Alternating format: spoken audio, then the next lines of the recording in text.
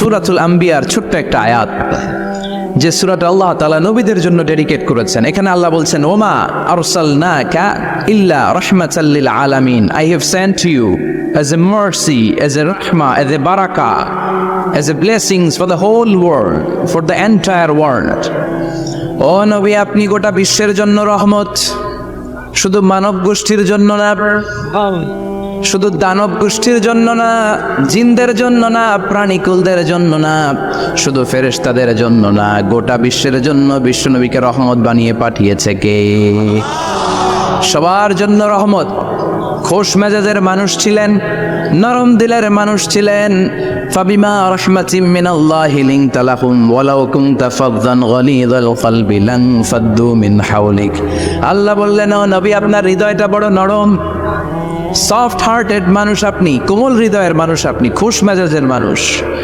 বিশ্বনবী এত খুশ মেজাজের মানুষ ছিলেন, বিশ্বনবী যেখানেই যেতেন ওখানে মানুষের ভিড় হয়ে যেত, যেখানেই যেতেন পিছু পিছু লোকজন ছুটতো, কারণ খুশ মেজাজের, তো সফট হার্টেড, হৃদয়টা কোমল, ওনার সাথে কথাই বলতে মনে চায়, টাইম পাস করতে মনে চায়। আল্লাহ আকবার। বাচ্চাদের জন্য রহমত। ছোট বাচ্চারা বিশ্বনবীর সামনে যদি কখনো চলে আসতো, বিশ্বনবী ওনার কোমল হাতটা বাচ্চাদের মাথার মধ্যে হাত বুলিয়ে দিতে। এমন কোনো বাচ্চা বিশ্বনবীর সামনে দিয়ে ক্রস করতে পারতো না যে বাচ্চার মাথায় বিশ্বনবী হাত বুলাতেন না। নাতিদেরকে অনেক আদর করতেন। হাসান আর হুসাইন রাইহানাতাইন, বিশ্বনবীর সুগন্ধি। হাসান বিশ্বনবীর কোলে উঠলে সাইয়েদনা হুসাইন কোলে ওঠার জন্য কান্না করতেন, আবার হুসাইন কোলে উঠলে হাসান কান্না করতেন। আবার সাইয়েদনা হাসান বিশ্বনবীকে ঘোড়া বানিয়ে বিশ্বনবীর পিঠের উপরে বসে বিশ্বনবীর চুল ধরে টেনে টেনে খেলা করতে। বিশ্বনবী ঘোড়া, আর ঘোড়ার বাদশা হচ্ছে হাসান। সুবহানাল্লাহ পড়বেন না? কি খুনসুটি, কি সম্পর্ক! স্ত্রীদের সাথে ভালো আচরণ, কম্প্যানিয়ন্স যারা আছে সাথীদের সাথে ভালো আচরণ, সবার সাথে ভালো আচরণ, সবার জন্য রহমত। এজন্য আল্লাহ বললেন, ওয়ামা আরসালনাকা ইল্লা রাহমাতাল লিল আলামিন, I have sent you as a mercy for the entire universe. ও নবী, আপনি সবার জন্য রহমত, আপনি সবার জন্য কল্যাণ। আপনার মধ্যে রহমতের বাড়িধারা এত বেশি, আপনি হ্যাঁ বললে শরীয়তের হুকুম হালাল হয়ে যায়, আপনি না বললে শরীয়তের হুকুম হারাম হয়ে যায়। আবার আপনি আঙ্গুল তুললে চাঁদ দুই ভাগ হয়ে যায়, জমিন থেকে পা তুললে আপনি আকাশে মেরাজে চলে যান। কি স্ট্যাটাস!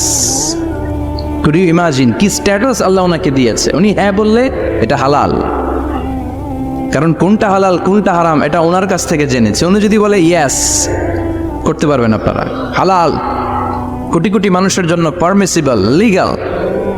উনি যদি বলেন নো, আমাদের সবার জন্য এটা হারাম, কোটি কোটি মানুষ আর করতে পারবো না। ফুল তুলেছেন, চাঁদ দুই ভাগ হয়েছে, পা তুলেছেন, মেরাজে চলে গিয়েছে। আল্লাহু আকবার। তার মানে এমন নবী যে নবীর হা এবং না এগুলো শরীয়তের দলিল, ঠিক কিনা? এ নবী এমন নবী, এ নবীরে বাদ দিলে কোরআন বোঝা যায় না, এ নবীরে বাদ দিলে হাদিস বোঝা যায় না, এ নবীরে বাদ দিলে নামাজ বোঝা যায় না, ঠিক কিনা? কারণ কেমন করে নামাজ পড়তে হবে এই নবী আমাদেরকে হাতে কলমে শিখিয়েছে। সল্লু কামা রাআইতুমুনি উসাল্লি, আমি যেমনি সালাত পড়ি তেমনি পড়ো। বিশ্বনবী যেমন শিখিয়েছেন তার বাইরে অন্য কোনো নিয়মে সালাত পড়লে হবে নাকি? কথা বলেন। ফজরের সালাত 2 রাকাত, আপনি যদি পড়েন 3 রাকাত, কবুল হবে নাকি? 4 রাকাত পড়লে 6 রাকাত, 12 রাকাত এরকম পড়লে মায়ের আসনা নাই, কবুল হবে না। অনেক বেশি পড়েছেন, সময়ও দিয়েছেন বেশি, কবুল হবে না। কেননা বিশ্বনবী যেভাবে শিখিয়েছে ওইভাবে পড়েন নাই তো, ঠিক কি না? আবার বিশ্বনবী যেমন রোজা রেখেছেন তেমন রাখতে হবে। কেমন করে রোজা রাখতে হয় বিশ্বনবী শেখালেন। ফজর থেকে শুরু করে সন্ধ্যা পর্যন্ত রোজা রাখবেন। আপনি সকাল থেকে শুরু করে আসর পর্যন্ত রেখে আসরের পর ইফতারি করলে হবে নাকি? কথা বলেন। কারণ বিশ্বনবীর পদ্ধতিতে হয় নাই। আবার এই নবীকে বাদ দিলে হজ বোঝা যায় না, কেননা এই নবী কেমন করে হজ করতে হয় আমাদেরকে শিখিয়েছেন। বিশ্বনবী ওনার পুরো জীবনে 4টা উমরা করেছেন, একটা মাত্র হজ করেছেন। আর বলেছেন খুযু আন্নী মানাসিকাকুম, কেমন করে হজ করতে হয় আমার কাছ থেকে তোমরা শিখে নাও। হজের সিস্টেম কি আমার থেকে শিখে নাও। মাত্র একবার হজ করেছেন, তাতেই হজের সব আহকামগুলো আমাদের কাছে ক্রিস্টাল ক্লিয়ার, স্বচ্ছ কাচের মতো, স্ফটিক কাচের মতো, স্বচ্ছ পানির মতো, এত সুন্দর তিনি বর্ণনা দিয়েছেন। এই বর্ণনার উপর ভিত্তি করে লক্ষ লক্ষ মানুষ গোটা বিশ্ব থেকে কাবার প্রান্তরে জমা হয়, ঠিক কিনা? মাসাবাতাল লিন্নাসি ওয়া আমনা, গোটা বিশ্বের মানুষের মিলন কেন্দ্র। আপনি যখন মসজিদুল হারামে যাবেন, মসজিদে নববীতে যাবেন, দেখবেন আজান হয়ে গেলে লক্ষ লক্ষ মানুষ কাবার দিকে ছুটে, ঠিক কিনা? আজান হওয়ার সাথে সাথে সারে আল হিজরা দিয়ে, জারোয়াল দিয়ে, গাজ্জা দিয়ে, আজিয়াদ রোড দিয়ে পঙ্গপালের মতো মানুষগুলো কাবা কেন্দ্রিক হতে শুরু করে। কারণ কাবা হচ্ছে অ্যাসেম্বলি পয়েন্ট, গ্যাদারিং পয়েন্ট, এটা মিলন কেন্দ্র। এই কাবাকে কেন্দ্র করে প্রতিদিন লক্ষ লক্ষ মানুষের মিলন মেলা বসে। চিল্লায় বলেন ঠিক কি না? কেমন করে হজ পালন করবেন বিশ্বনবী শেখালেন, কারণ বিশ্বনবীরে বাদ দিলে হজ বোঝা যায় না। তার মানে বুঝলাম উনি হ্যাঁ বললে হালাল, না বললে হারাম। ওনারে বাদ তো কোরআন বাদ, উনি বাদ তো হাদিস বাদ, কথা বলেন। উনি বাদ তো নামাজ বাদ, উনি বাদ তো রোজা বাদ, উনি বাদ তো হজ বাদ। এজন্য ওনারে বাদ দিলে কোরআন বোঝা যায় না, নামাজ বোঝা যায় না, ওনারে বাদ দিলে হজ বোঝা যায় না। তাই ওনার সাথে যারা বেয়াদবি করবে ওদেরকেও এমনি এমনি ছেড়ে দেয়া যায় না। বিশ্বনবীর সাথে যদি বেয়াদবি করে, এটা অনেক বড় ধরনের বেয়াদবি, এটা রাষ্ট্রীয় আইন করে ওকে শাস্তি দিতে হবে, ঠিক কিনা? বিশ্বনবীর বিরুদ্ধে যদি ব্লগে কিছু লিখে, কেউ ব্লগ লিখে, বিশ্বনবীর পারিবারিক জীবন নিয়ে যদি কেউ কটু কথা বলে, বাজে মন্তব্য করে, বিশ্বনবীর ব্যাপারে যদি শাহবাগের চত্বর থেকে, প্রজন্ম চত্বর থেকে কোনো কথা বলে, ওই বেয়াদবগুলারে ফাঁসির রশিতে ঝুলানোর দরকার আছে না নাই? Very sensitive issue. বিশ্বনবীর সম্মান গোটা উম্মার সম্মান, কারণ বিশ্বনবী বাদ তো পুরো ইসলাম বাদ। এজন্য আমার নবীর বিরুদ্ধে কথা বললে ওর সাথে আমাদের কোনো কথা নাই। চিল্লায় বলেন ঠিক কিনা? এই সেন্সিটিভ ইস্যুতে আমরা সবাই এক। এখানে জামাত ইসলাম নাই, হেফাজতে ইসলাম নাই, তাবলিগ নাই, আলিয়া নাই, কওমি নাই। বিশ্বনবীর সাথে বেয়াদবি করলে ওগুলোকে রাষ্ট্রীয়ভাবে ফাঁসি দেওয়ার দরকার, শাস্তি দেওয়ার দরকার আছে না নাই? সবাই একমত? এই বেয়াদবগুলোর সাথে আমাদের কোনো সম্পর্ক নাই। চিল্লায় বলেন ঠিক কিনা? এই বেয়াদবগুলো যদি নবীর ব্যাপারে আর কিছু বলে, সবাই মাঠে নামতে রাজি আছেন তো? এদের বিরুদ্ধে মুষ্টিবদ্ধ হাত নিয়ে ময়দানে থাকতে রাজি আছো তো মুসলমান? যারা কারা রাজি হাত চলে আল্লাহর দেখা।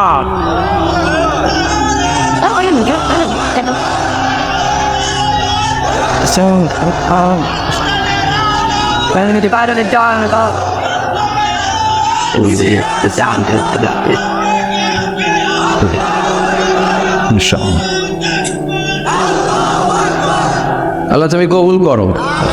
বিশ্বনবীর ভালোবাসা যেন আমরা অন্তরে রাখতে পারি, তুমি তৌফিক দাও। বিশ্বনবীর অনুসরণ এবং ভালোবাসা ছাড়া আল্লাহকে পাওয়া যাবে? আল্লাহকে যে পাইতে চায় হাজরাতের অনুসরণে, আরশ কুরসি লৌহ কালাম না চাইতে পেয়েছে সে। হাজরাতের অনুসরণে আরশ কুরসি লৌহ কালাম না চাইতে পেয়েছে সে। সুবহানাল্লাহ। এজন্য আল্লাহ বললেন, নবী আপনাকে আমি গোটা বিশ্বের মানুষের জন্য রহমত করে পাঠালাম, আবার আপনার চরিত্রটা গোটা বিশ্বের মানুষের জন্য আমি মডেল করে দিলাম। আল্লাহু আকবার। ওয়া ইন্নাকা লাআলা খুলুকিন আযীম। ও নবী, চমৎকার একটা চরিত্রের উপরে আমি আপনাকে প্রতিষ্ঠিত রেখেছি। And verily you are on a very good standard of character. ও নবী, আপনার চরিত্রটা বড় সুন্দর। আপনার চরিত্রের মতো গোটা বিশ্বের কারো চরিত্র হতে পারে? পা থেকে মাথা পর্যন্ত বিশ্বনবীর চরিত্রে একটা কালো দাগ বসানোর মতো ক্ষমতা কারো আছে নাকি? কারণ বিশ্বনবীর চরিত্র হলো কোরআনের চরিত্র। মা আয়েশাকে বলা হলো, মা আমাদের পেয়ারা নবীর চরিত্র কেমন ছিল আমাদেরকে বলে শোনান। মা আয়েশা বললেন, ও সাহাবীরা, বিশ্বনবীর চরিত্র ছিল কোরআনের চরিত্র। কানা খুলুকুহু আল কোরআন, বিশ্বনবীর চরিত্র ছিল কোরআনের চরিত্র। পুরো কোরআনে 30 পারাতে থিওরিটিক্যালি যা বলে শোনানো হয়েছে, বিশ্বনবীর জীবনীতে চরিত্রে প্র্যাকটিক্যালি ওই সব কিছু করে দেখানো হয়েছে। পুরো কোরআনে 30 পারাতে থিওরিটিক্যালি যা বলা, বিশ্বনবীর চরিত্রে প্র্যাকটিক্যালি সেটা করে দেখানো। সুবহানাল্লাহ বাড়িতে যে বলেন। আবার বিশ্বনবীর আরেক স্ত্রী উম্মে সালামা বলতেন, ইনদামা ইয়ামশি রাসূলুল্লাহি আলাল আরদি কাআন্নাল কুরআনা ইয়ামশি আলাই, যখন বিশ্বনবী রাস্তার উপর দিয়ে হেঁটে যেত, মনে হয় কোরআন শরীফটা রাস্তার উপর দিয়ে হেঁটে হেঁটে যায়। কোরআনুল কারীম রাস্তা দিয়ে হেঁটে হেঁটে যাচ্ছে, মনে হচ্ছে যে এটা বিশ্বনবী নয়, এটা জীবন্ত কোরআন। পড়েন আল্লাহু আকবার। এজন্য এই নবীকে আল্লাহ এমন স্ট্যাটাস দিয়েছেন, পৃথিবীর কোন নবীকে তেমন স্ট্যাটাস দিয়েছে নাকি? এ নবীকে আল্লাহ এমন মর্যাদা দিয়েছে, গোটা বিশ্বের কাউকে এমন মর্যাদা দিয়েছে নাকি? এমন কিছু গুণাবলী, ক্যারেক্টারিস্টিক্স আল্লাহ বিশ্ব নবীকে দিয়েছে, পৃথিবীর কোন নবীকে সেগুলো দেয় নাই। সুবহানাল্লাহ। খুশি না বেজার? খুশি তো সবাই। কি দিয়েছেন, কি স্পেশাল এক্সট্রা স্ট্যাটাস আল্লাহ তাআলা বিশ্ব নবীকে দিয়েছেন আমরা শুনি। 1 নাম্বার স্ট্যাটাস হলো সাহিবু শাক্কি সাদার, বিশ্ব নবীর সিনা চাক হয়েছে, পৃথিবীর কোন নবীর সেটা হয় নাই। সুবহানাল্লাহ। 2 বার হয়েছে এটা বিশ্ব নবীর জীবনে। হালিমাতুস সাদিয়ার বাড়িতে যখন দুধ পান করতে গিয়েছিল তখন হয়েছিল, আবার মেরাজের রাতে হয়েছিল। উম্মে হানির ঘর থেকে চলে সাইয়েদনা জিবরাইল বিশ্বনবীকে আতিমে কাবায় শুইয়ে দিলেন। এরপর গলার নিচ থেকে শুরু করে নাভি পর্যন্ত বুকটা কেটে ফেললেন, বিশ্বনবীর হৃদয়টাকে বের করলেন, জামজামের পানি দিয়ে ধৌত করলেন, আবার পেটের ভেতরে হৃদয়টাকে ঢুকিয়ে দিলেন। দিস ইজ কল্ড শাক্কে সাদার। উর্দু ফার্সিতে বলে সিনা চাক, ইংরেজিতে বলে ওপেন হার্ট সার্জারি। সুবহানাল্লাহ পড়বেন না? আমাদের অনেকের ওপেন হার্ট সার্জারি হয় না, গলা থেকে নাভি পর্যন্ত কাটা, সেলাই করে দিলে আবার বাঁচে। এটা বিশ্বনবীর সিনা চাক থেকে আবিষ্কার হয়েছে। পড়েন আল্লাহু আকবার।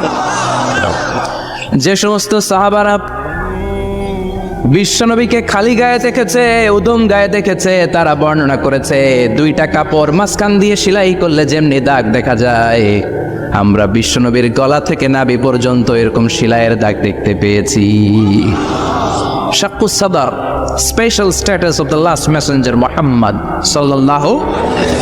আর কোন নবীকে আল্লাহ এটা দেয় নাই। খুশি না বেজার? আবার উনি হলেন সাহিবুল মেরাজ, ওনার মেরাজ হয়েছে, আর কোন নবীর হয়েছে নাকি? কথা বলেন। বিশ্বনবীর হৃদয়টা বড় ভাঙা, কলিজার টুকরা স্ত্রী খাদিজা নাই, যাকে সবচেয়ে ভালোবাসতেন, সবচেয়ে প্যার করতেন, যাকে মাহাব্বাত করতেন। এবং সাইয়েদাতুনা খাদিজার জন্য বিশ্বনবী মা আয়েশাকে ধমকও দিয়েছেন। সাইয়েদাতুনা খাদিজার কথা যখন বিশ্বনবী বলে বেড়ায় মা আয়েশার কাছে, খাদিজার কথা বললে মা আয়েশা বলতেন, ও নবী, কোন জাহিলি যুগে এক বুড়ি মহিলার সাথে আপনার বিয়ে হয়েছিল, মরে গিয়েছে, কবরে শুয়ে আছে। ওই মহিলার পরে কত সুন্দরী সুন্দরী নারীরা আমরা আপনার ঘরে আসলাম, তারপরে ওই বুড়ির কথা আমাদেরকে বলেন কেন? ওই বুড়ির কথা শোনান কেন? বিশ্বনবী রেগে গেলেন। সাইয়েদাতুনা খাদিজাকে বুড়ি বলার কারণে বিশ্বনবী মা আয়েশার চোয়ালটা এইভাবে চেপে ধরেছে। কোনোদিন স্ত্রীর গায়ে হাত তোলেননি, শুধু এই একবার খাদিজাকে বুড়ি বলার কারণে মা আয়েশার থুতনি চেপে ধরেছিলেন। আল্লাহু আকবার। আবার বিশ্বনবী বলতেন, রুজিকতু হুব্বাহা, খাদিজার ভালোবাসা আল্লাহ আমার হৃদয়ে ঢুকিয়ে দিয়েছে। আবার বিশ্বনবী দোয়া করলে বলতেন, ও আল্লাহ, ওই কিয়ামতের ময়দানে যেদিন বন্ধু বন্ধুরে চিনবে না, বাবা ছেলেরে চিনবে না, মা তার মেয়েরে চিনবে না, পীর সাহেব মুরিদরে চিনবে না, মুরিদ পীর সাহেবরে চিনবে না, ওই কঠিন দিনে যেন আমি আমার কলিজার টুকরা খাদিজারে ভুলে না যাই। ওই কঠিন দিনে আমি যেন আমার খাদিজারে চিনতে পারি। সুবহানাল্লাহ। তার মানে ভালোবাসা বেশি না কম? সাইয়েদাতুনা খাদিজা ইন্তেকাল করলেন, জাবালে হাজুনের পাশে ওনার কবর। যারা হজ উমরা করতে গিয়েছেন দেখেছেন না, মক্কা একটা কবর আছে, এটা মাকবারাতুল মা'লা, মা'লা, কিন্তু এটারে বাংলাদেশিরা বলে জান্নাতুল মুআল্লা। কি বলে? এটাতে জান্নাতুল মুআল্লা বলবেন না, কারণ এই কবরস্থানে অনেক কাফির মুশরিকেরও কবর আছে, তো ওদের কবরস্থান কি জান্নাত হইতে পারে? এটাকে মাকবারা বলবেন। মাকবারা মাআলা বা মুআল্লা, আর মদিনায় হচ্ছে মাকবারাতুল বাকিয়া। মুআল্লা কবরস্থান মক্কায়, আর বাকি কবরস্থান মদিনায়। এর পাশে বিশাল এক পাহাড়, হেরেম শরীফ থেকে দেখা যায় জাবালে হাজুন, এর পাদদেশে বিশ্বনবী নিজ হাতে সাইয়্যিদাতুনা খাদিজাকে কবর দিয়েছেন। কবর দিয়ে সবাই চলে যায়, বিশ্বনবী যায় না। দাঁড়িয়ে দাঁড়িয়ে কাঁদতে লাগলেন। সাইয়েদনা আবু বকর বলে, নবী চলেন ঘরে ফিরে যাই। বিশ্বনবী বললেন, তুমি যাও, আমি যাব না। যেই মহিলাটাকে এইমাত্র কবর দিলাম সাধারণ মহিলা না, আমার বিপদের দিনের সঙ্গিনী খাদিজা। আজীবন আমাকে ছাতার মতো শেল্টার দিয়েছে, সমস্ত সম্পদ আমার পায়ের সামনে বিছিয়ে দিয়েছে রে আবু বকর। কি প্যার করতেন বিশ্বনবীকে। সাইয়েদাতুনা খাদিজা ইন্তেকাল করলেন, চাচা আবু তালেব ইন্তেকাল করল। দাওয়াত দেওয়ার জন্য বিশ্বনবী ওই তায়েফের ময়দানে গেলেন। তায়েফের ছেলেরাও পাথর মেরে বিশ্বনবীর দেহটারে চাজরা করে দিল। বলেন ঠিক কিনা? খেয়ে না খেয়ে দিন প্রচারের কাজে নিজেকে দিয়েছ বিলিয়ে। তায়েফের কাফিরেরা চিনল না সে আলো, দুষ্ট ছেলেদের পিছু দিল লেলিয়ে। পাথরের আঘাতে ক্ষত বিক্ষত হয়ে সারা শরীর থেকে রক্ত ঝরে। হে রাসূল তোমাকে বলি আমি কেমন করে, হে রাসূল তোমাকে বলি আমি কেমন করে। ঠিক কিনা? খাদিজা নাই, আবু তালেব নাই। তায়েফে যে মার খেয়ে আসলেন, অন্তরটা একেবারে ভাঙা, আর মন বসে না, কিচ্ছু ভাল লাগে না। বিশ্বনবীর মনের ভেতরে হাহাকার। বিশ্বনবীর মনে হলো ডানে বায়ে দুনিয়ায় আমার মনে হয় কেউ নাই। বিশ্বনবী দুনিয়ায় বসে কষ্ট পায়, আরশের উপর থেকে এগুলো দেখে কে? আল্লাহ প্ল্যান করছেন কেমন করে আমার বন্ধুর মনটারে ভালো করা যায়। বিশ্বনবীকে স্পেশাল সারপ্রাইজ দেওয়ার জন্য আল্লাহ প্ল্যান করলেন। জিব্রাইল ডেকে বললেন, ও জিব্রাইল, আমার পেয়ারা নবীকে স্পেশাল সারপ্রাইজ দিব, কিন্তু এই সারপ্রাইজের গিফটটা তোমার হাত দিয়ে আমি দিতে চাই না, তুমি দিয়ে আসলে হবে না। আমার পেয়ারা নবীকে দুনিয়া থেকে টান দিয়ে আমার আরশের উপরে নিয়ে আসো। সাহিবুল মিরাজ, যেই নবীর মেরাজ হয়েছে আর কোন নবীর হয় নাই। এই মেরাজ করতে যে কত কাণ্ড, কত প্ল্যান প্রোগ্রাম আল্লাহর। টাইমের স্পিডকে আল্লাহ থামিয়ে দিলেন। মক্কা থেকে উঠিয়ে বিশ্বনবীকে এক মরুভূমিতে রাখা হলো রাতে। বললেন দোয়া করেন। দোয়া করে বিশ্বনবী বললেন, ভাই জিবরাইল, এটা কোন জায়গায়, কোথায় দোয়া করব? সাইয়েদনা জিব্রাইল বলেন, নবী কিছুদিন পরে এই জায়গায় আপনি হিজরত করে আসবেন, এই জায়গার নাম ইয়াসরিব, মদিনা। দোয়া করলেন। আবার সেখান থেকে তুলে এক পাহাড়ে রাখা হলো, নবী দোয়া করেন। দোয়া করে নবী বললেন, এটা কোন পাহাড়? অন্ধকার, আমি তো কিছু চিনি না। সাইয়েদনা জিব্রাইল বললেন, নবী এটা সাধারণ পাহাড় নয়, এই পাহাড়ের কথা আল্লাহ কোরআনে বলেছেন, এই পাহাড়ের কসম আল্লাহ কোরআনে খেয়েছেন। এই পাহাড়টা হলো আপনার ভাই মুসার পাহাড়, তুর পাহাড়। তুর পাহাড়ে তিনি দোয়া করলেন। কত কিছু করে বিশ্বনবীকে আল্লাহর আরশে নিয়ে যাওয়া হলো। সাহিবুল মিরাজ। বিশ্বনবী ছাড়া আর কোন নবীর কি এরকম মেরাজ হয়েছে? সবাই বলেন হয়েছে। এরপর উনি হলেন সাহিবুল শাফা, শাফাতের মালিক। বিশ্বনবী ছাড়া কিয়ামতের ময়দানে কেউ আমাদের জন্য সুপারিশ করতে পারবে? পাগল হয়ে যাব আমরা। সূর্যটা মাথার কাছে, ক্ষুধায় তৃষ্ণায় জিহ্বাটা কুকুরের মতো বের হয়ে চলতে থাকবে। মাথার মগজগুলো গলে গলে নাকের ছিদ্র দিয়ে, কানের ছিদ্র দিয়ে বেয়ে বেয়ে পড়তে থাকবে। বাবা ছেলের দেখলে দিবে দৌড়, বলবে চিনি না, ইয়া নাফসি, আল্লাহ আমারে বাঁচাও। ঠিক কিনা? পীর সাহেব মুরিদ রে বলবে চিনি না, মুরিদ পীর সাহেব রে বলবে চিনি না, ভাই ভাই রে চিনবে না। সব নবী আর সব উম্মতের একটাই জিকির, ইয়া নাফসি, ইয়া নাফসি। নবীও জিকির করে ইয়া নাফসি, উম্মতও জিকির করে। সবাই সাইয়েদনা আদম রে ধরবে, সাইয়েদনা আদম বলবে আমি পারবো না। নূহের কাছে যাও, সাইয়েদনা নূহ বলবে পারবো না। ইব্রাহিমের কাছে যাও, সাইয়েদনা ইব্রাহিম বলবে পারবো না। মুসা আলাইহিস সালামের কাছে যাও, মুসা আলাইহিস সালাম বলবেন পারবো না। ঈসা আলাইহিস সালামের কাছে যাও, সাইয়েদনা ঈসা আলাইহিস সালাম বলে এত জায়গায় ঘুরে লাভ নাই, জায়গা মতো যাও মিয়া, জায়গা মতো যাও। মাকামে মাহমুদে বিশ্বনবীকে সেজদায় পড়ে থাকতে দেখবা। ওই নবী ছাড়া আজকের এই ভয়ঙ্কর আমাদের সবার বিপদের দিন, এই বিপদের দিনে আল্লাহর সামনে দাঁড়িয়ে কথা বলার মতো সাহস আজকে কারো নাই। বিশ্বনবী কাঁদতে থাকবেন, সিজদায় পড়ে কাঁদবেন। সবার জিকির ইয়া নফসি ইয়া নফসি, বিশ্বনবীর জিকির ইয়া উম্মতি। কাঁদতে কাঁদতে নবী আমার বেহুশ, সবাই বিশ্বনবীর চারদিকে দাঁড়িয়ে থাকবে গোল হয়ে। আমার নবী মাকামে মাহমুদে সিজদায় পড়ে থাকবে। বিশ্বনবীর কান্না দেখে আল্লাহর সহ্য হবে না। আল্লাহ বলবে না নবী ইরফা রাসাক, মাথা ওঠান, আর সইতে পারি না, সাল তোতা, এবার চান, কি লাগবে আপনার সব দেব। ওয়াশফা তুশাফা, যার জন্য সুপারিশ করবেন তাকেই জান্নাত দিয়ে দেব। বিশ্বনবী বলেন লিকুল্লি নবীন দাওয়া মুস্তাজাবা, সব নবীর দুনিয়াতে একটা স্পেশাল দোয়া ছিল, এটাকে বলে দাওয়া মুস্তাজাবা। এই দোয়াটা করলেই কবুল করে নিয়েছে কে? আল্লাহ। সব নবীর ওই দোয়াটা দুনিয়াতেই করেছেন, শুধুমাত্র কেবলমাত্র বিশ্বনবী তার স্পেশাল দোয়াটা আজ পর্যন্ত এখন পর্যন্ত করে নাই। বিশ্বনবী বলেন ওয়া ইন্নী আফতাবিউ দাওয়াতি শাফাআতান লি উম্মতি ইয়াউমাল কিয়ামাহ, আমি আমার দোয়াটা, আমি আমার স্পেশাল সাপ্লিকেশনটা কিয়ামতের দিন কঠিন মুসিবতের কালে তোমরা যখন বিপদে পড়ে যাবা, আমার স্পেশাল দোয়াটা ওই দিন করে আমি তোমাদের সুপারিশ করে জান্নাতে পাঠায়া দেব। সাহিবুশ শাফা, বিশ্বনবী ছাড়া কথা বলার মতো ক্ষমতা, স্পর্ধা, সাহস সেদিন কারো থাকবে না। চিৎকার করে বলেন ঠিক কি না? আবার উনি সাহিবুল কাউসার, উনি কাউসারের মালিক। আল্লাহ ওনাকে কাউসার দিবেন। অন্য নবীদেরও দিছে না? কথা বলেন, কাউসার দিয়েছে। কি মজার পানি, আহলা মিনাল আসাল, মধুর চাইতেও মিষ্টি, সুইটের দেন হানি, মধুর চাইতেও মিষ্টি। আবরাদু মিনাস সালজ, বরফের চাইতেও ঠান্ডা। আবিয়াদু মিনাল লাবান, দুধের চাইতেও সাদা।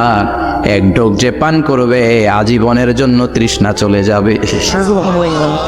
সাহিবুল কাউসার, তৃষ্ণার চোটে আমরা পাগল পারা হয়ে বিশ্বনবীর কাউসারের দরবারে যাব। বিশ্বনবী পেয়ালার মধ্যে করে করে আমাদেরকে কাউসার পিলাবেন। এই কাউসারের ক্ষমতাও রব্বুল আলামিন পৃথিবীর কোনো নবীকে দেন নাই। সব নবীরাও বিশ্বনবীর কাছে চেয়েছে কাউসার সেদিন খাবে। সুবহানাল্লাহ পড়বেন না? সাহিবুল কাউসার, সাহিবুল মেরাজ, সাহিবুল শাফাআহ, সাহিবুল মাকাম আল মাহমুদ।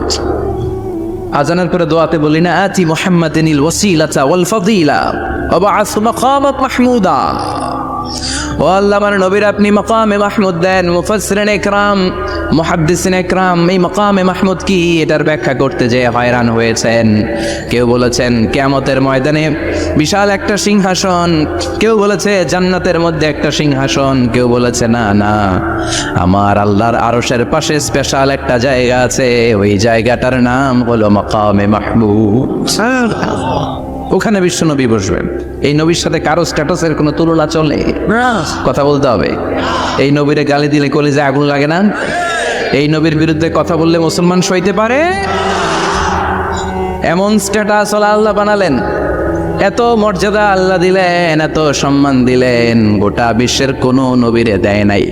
আবার বিশ্বনবী বলতেন নসির তুবির রবি মাসিরাতা শাহর, আমাকে আল্লাহ ভয় দিয়ে সাহায্য করেছেন। আমি যেই জায়গায় দাঁড়িয়ে থাকি, আমার ডানে বায়ে সামনে পেছনে 1 মাসের জায়গা পর্যন্ত কোনো কাফির আমার সামনে আসতে পারে না ভয়।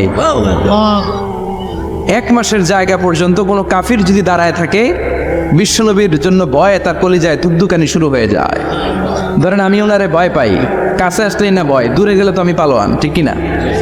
উনি আছে কোম্পানিগঞ্জ বাজারের ওইদিকে, আমি এদিকে, আমি পালোয়ান, স্বাস্থ্যের সমস্যা নাই, ঠিক কিনা? কারণ কাছে নাই। কিন্তু বিশ্বনবী এমন পাওয়ারফুল ছিলেন, কাছে আর দূরে কোনো কথা না, ডানে বায়ে সামনে পেছনে 1 মাসের দূরত্ব। এই লোকেশনের মধ্যে যদি কোনো কাফির মুশরিকের পান্ডা বাচ্চা থেকে থাকে, বিশ্বনবীর ব্যাপারে ভয় তাদের অন্তরের মধ্যে ঢুকিয়ে দেয় কে? এজন্য বিশ্বনবীর সাথে কারো মর্যাদার কোনো তুলনা চলে না। বিশ্বনবী আমাদের মডেল। আমাদের মডেল কে? কথা বলেন, সবাই বলেন।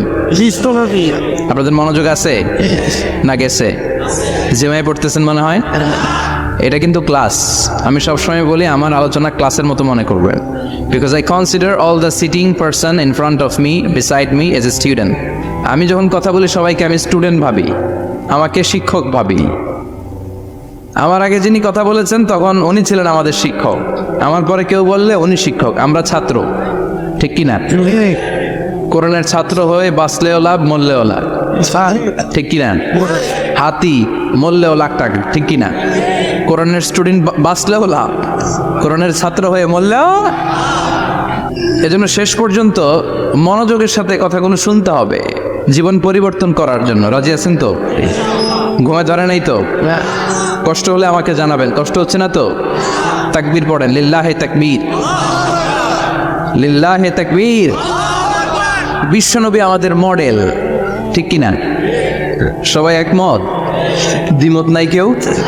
অন্য কেউ আমাদের মডেল নাই? শাহরুখ খান, আমির খান, সালমান খান, কেউ আমাদের মডেল না।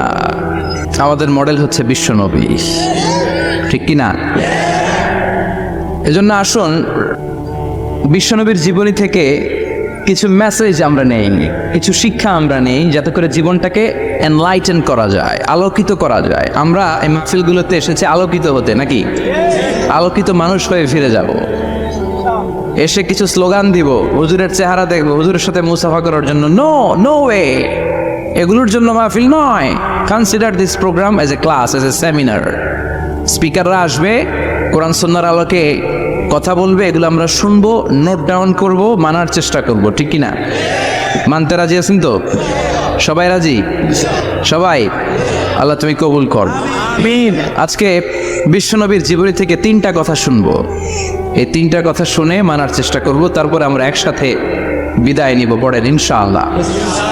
প্রথমে জানবো আমার নবী দেখতে কেমন ছিলেন। জানতে মনে চায় না? চাঁদের চেয়ে সুন্দর ছিলেন, ঠিক কিনা? চাঁদের চেয়ে সুন্দর তুমি নবী আমার কমলিওয়ালা, চাঁদের চেয়ে সুন্দর তুমি নবী আমার কমলিওয়ালা, দু জাহানের বাদশা তুমি প্যারা নবী সাল্লে আলা, দু জাহানের বাদশা তুমি প্যারা নবী সাল্লে আলা, চাঁদের চেয়ে সুন্দর তুমি নবী আমার কমলিওয়ালা, ঠিক কিনা? আমরা হাদিসের আলোকে দেখার চেষ্টা করব আসলে তিনি কতটা সুন্দর ছিলেন। তাহলে প্রথমে শুনবো উনি দেখতে কেমন ছিলেন, তারপর শুনবো ওনার আচরণ কেমন ছিল। দেখতে কেমন ছিলেন মানে বাহিরটা কেমন, আর আচরণ মানে ভিতরটা কেমন, ঠিক কিনা? 3 নম্বরে আমরা শুনবো ওনার মেধা, বুদ্ধি, ইন্টেলেকচুয়াল ক্যাপাসিটি কেমন ছিল। কষ্ট হয়ে যাচ্ছে না তো? আলোচনা কঠিন মনে হচ্ছে? তাহলে প্রথমে শুনবো ফিজিক্যাল ক্যারেক্টারিস্টিক্স, তারপরে শুনবো বিহেভিয়ারাল ক্যারেক্টারিস্টিক্স, অ্যান্ড ফাইনালি আমরা শুনবো ইন্টেলেকচুয়াল ক্যারেক্টারিস্টিক্স।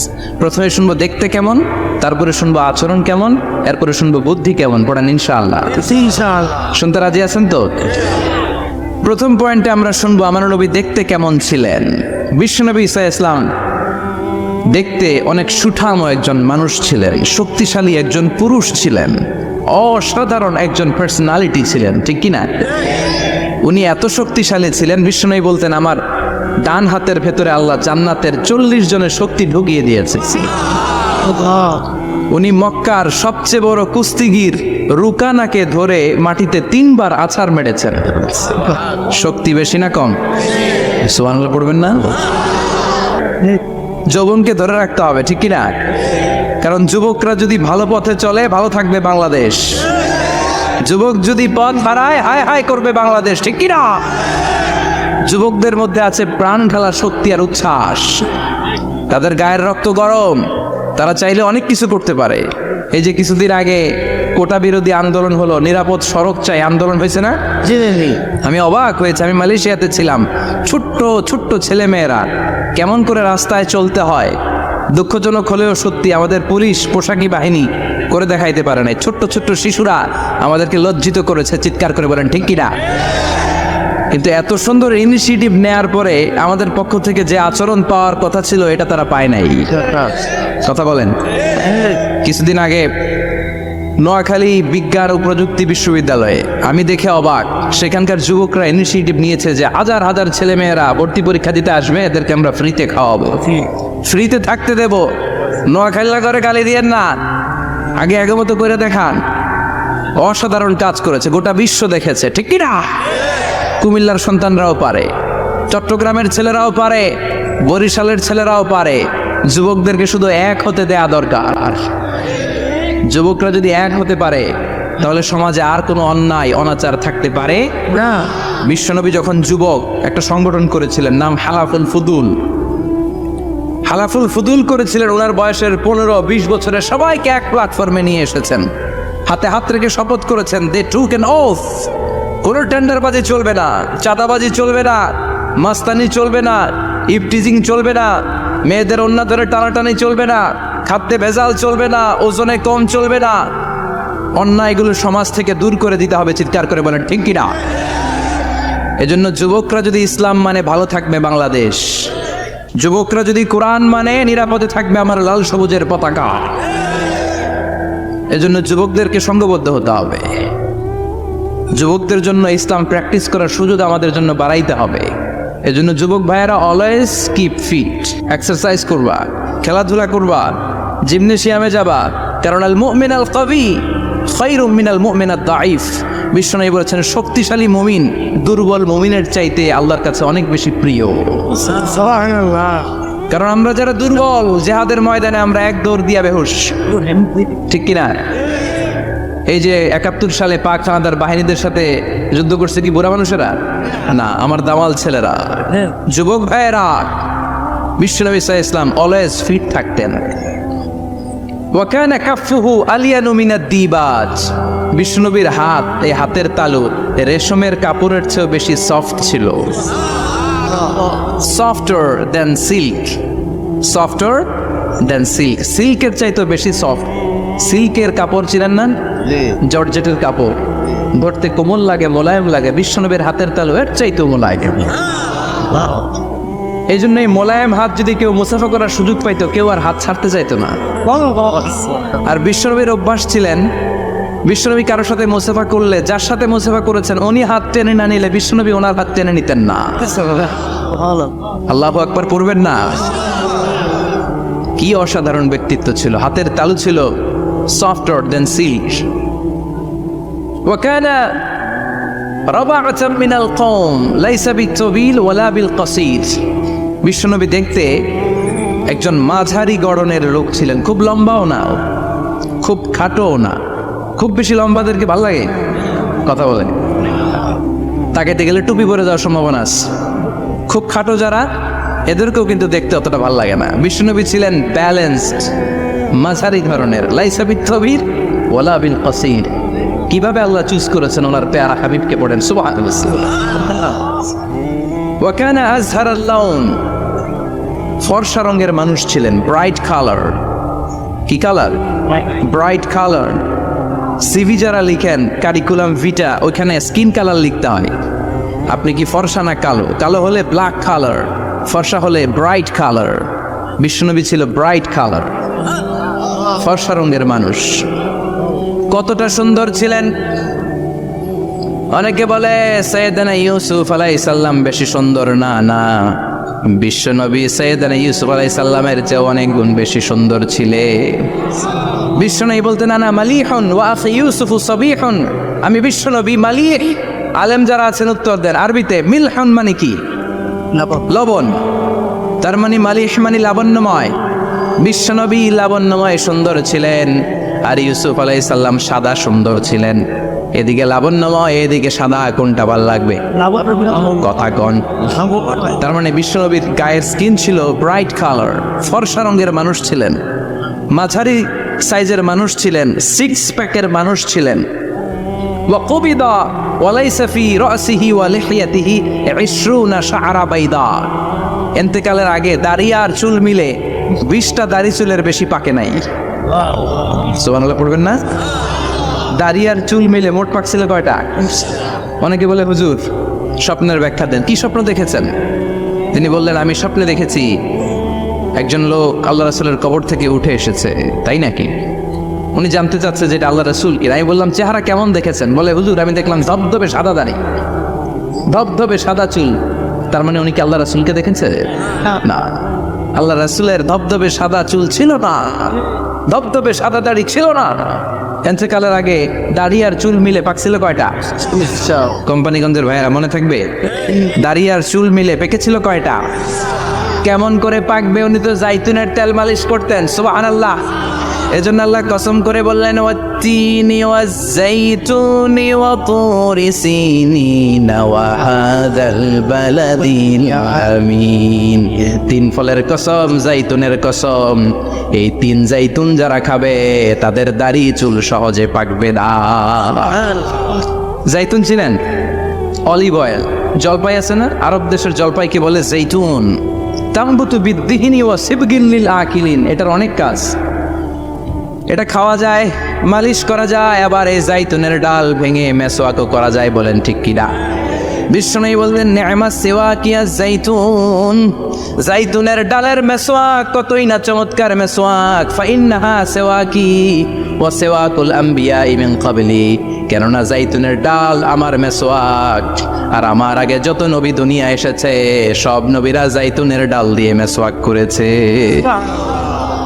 এই জাইতুনের তেল আপনার বাজারে পাবেন। অলিভ অয়েল বলে জিজ্ঞেস করলে দিয়ে দিবে। কি অয়েল? Olive oil. এটা দাড়িতে মাখলে দাড়ি পাকে না, দেরিতে পাকে। চামড়ায় লাগালে ম্যাসেজ করলে চামড়ার ভাঁজগুলো পড়বে না, আপনার স্কিন সুন্দর থাকবে। বিশ্বনবী এটা মাখতেন, এজন্য দাড়ি আর চুল তেমন একটা পাকে নাই। আওয়াজ করে পড়তে হবে আল্লাহু আকবার। তুলু শার ইলা শাহমাতাইল উযুন। এবার শুনে বিশ্বনবীর চুল কেমন ছিল। বিশ্বনবীর চুল মাঝে মাঝে এই কানের লতি বরাবর আসতো। ইলা শাহমাতাইল উযুন মানে বড় চুল রাখতেন। হেয়ার কাটটা ছিল লং হেয়ার কাট, মাঝে মাঝে কানের লতির মাঝামাঝি, আর কখনো কখনো কাত বরাবর। ইলাল মানকিবাইন, তিন সিস্টেমে রাখতেন। কানের মাঝ, কানের লতি, কাত বরাবর।